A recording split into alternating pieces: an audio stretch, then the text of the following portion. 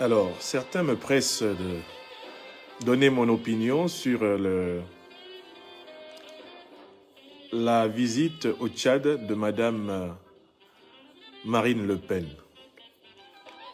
En ce dimanche 16 mars, je voudrais juste dire 2 ou 3 mots sur cette visite de Madame Le Pen, au Tchad. Premièrement, il faudrait se méfier de penser que, pour des raisons idéologiques, la diplomatie doit cesser de faire son travail entre les puissances. Le Tchad, en tant qu'État souverain, la France, en tant qu'État souverain, sont libres de continuer à entretenir des relations diplomatiques.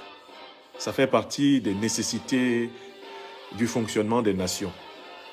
Il ne faudrait pas considérer que les désaccords idéologiques signifient l'absence de relations diplomatiques entre les puissances.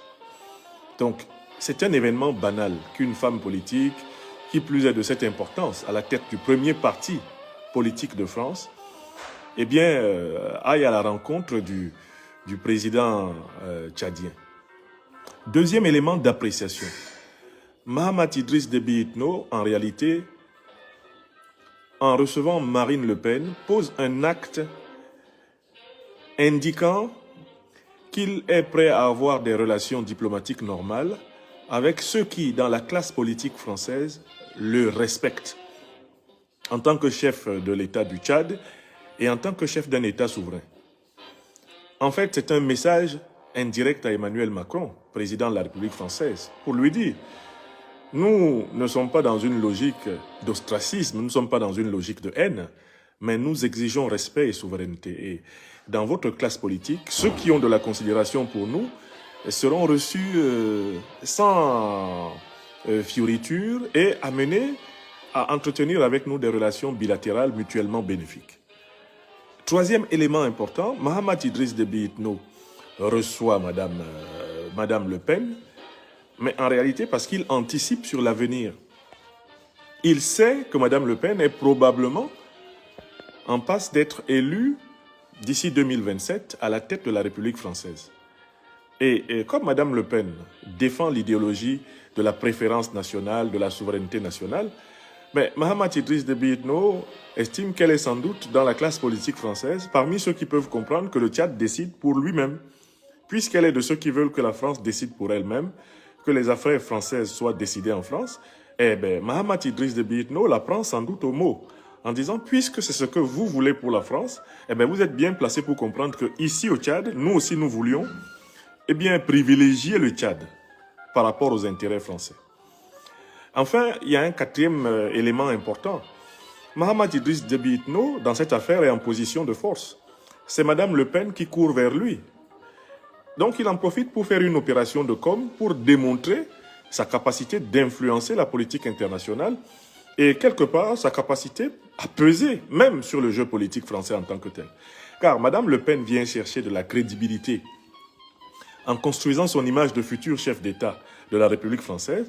Et Mahamat Idriss Déby Itno en profite pour dire: à Paris, on a intérêt à nous respecter parce que nous sommes, nous, nouveaux dirigeants africains, sans doute, les futurs faiseurs de rois en France.